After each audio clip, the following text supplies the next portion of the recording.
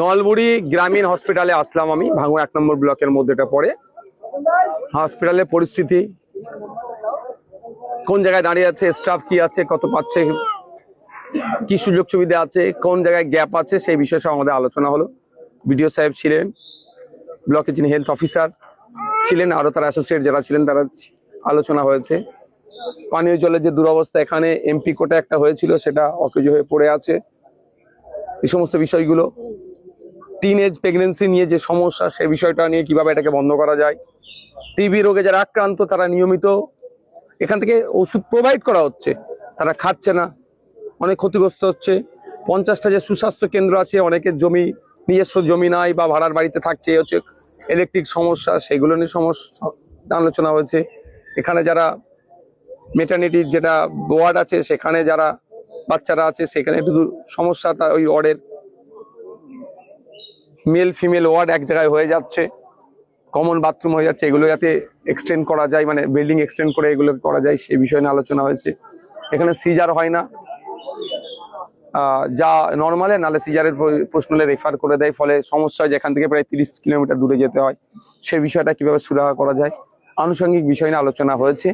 বেশ কিছু দাবি দাবা উঠে এসছে, এবং কর্মচারীদের ক্ষেত্রেও, নিয়োগের ক্ষেত্রেও যেগুলো যা ছিল, সেগুলো নিয়ে অনেক আলোচনা হয়েছে, ফ্রুটফুল আলোচনা হয়েছে। আগামী দিনে এই নলমুড়ি ব্লক হসপিটালটাকে, যেটা গ্রামীণ হসপিটাল থেকে আমরা আরো উন্নততর কিভাবে করা যেতে পারে, সেই নিয়ে চর্চা হয়েছে। এখানে শুধু ভাঙড়ের মানুষ নয়, ক্যানিং পূর্ব পশ্চিম প্রায় 6টা আশপাশের বিধানসভার মানুষ এখান থেকে প্রথম ট্রিটমেন্ট নেওয়ার চেষ্টা করে। ফলে এখানে যদি হেভি ট্রিটমেন্টের আমরা একটা অ্যারেঞ্জ করতে পারি, প্রায় 30 বিঘা জমি আছে হসপিটালটা, আগামী দিনে এটা সরকার চাইলে মেডিকেল কলেজও করতে পারে। আর একটা যেটা বিষয়, এই জমি, এই হসপিটালের জমি অনেক নাকি অবৈধ দখল হয়ে যাচ্ছে, অবৈধ, সেগুলোকে উদ্ধার করারও কথা আজকে আলোচনা হয়েছে। কারণ হসপিটালের জমি কোনো কথাই হবে না, হসপিটালের জমি হসপিটালের কাজে ব্যবহার হবে। এখানে যদি 30 বিঘা জমি আছে, সেটা যদি সবাই মেডিকেল কলেজ যাবে, তাহলে কলকাতায় হাজিকর চিত্তরঞ্জনে আর ছুটে যেতে হবে না, সব ট্রিটমেন্ট এখানে হবে। সেই জমিগুলো উদ্ধারের আলোচনা হয়েছে।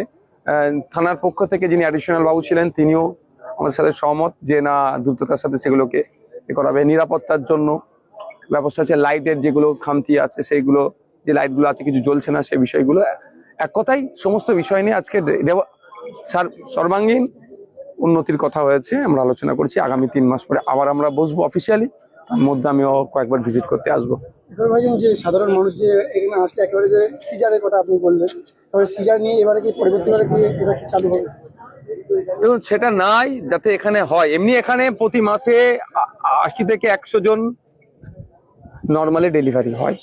যদি কারো সিজারের প্রয়োজন হয়, তাহলে এখানে সেটা পাচ্ছে না, তাদেরকে দূরে চলে যাচ্ছে হচ্ছে না, প্রাইভেটে যেতে হচ্ছে। গরিব মানুষ প্রাইভেটে না যেতে পারলে তাদেরকে দূরে যেতে হচ্ছে কলকাতায়। ফলে এখানে যদি ওই অ্যারেঞ্জটা করা যায়, তারও আগামী দিনে যাতে চালু হয়, সে নিয়ে আলোচনা হয়েছে। আরো অন্যান্য ডাক্তার নিয়ে আসার ব্যাপারেও আলোচনা হচ্ছে। তার জন্য যে ক্যাটাগরি আছে, সেটাকে আপগ্রেড করতে হবে, কিভাবে আপগ্রেড করা যায়, সে নিয়ে আলোচনা হয়েছে।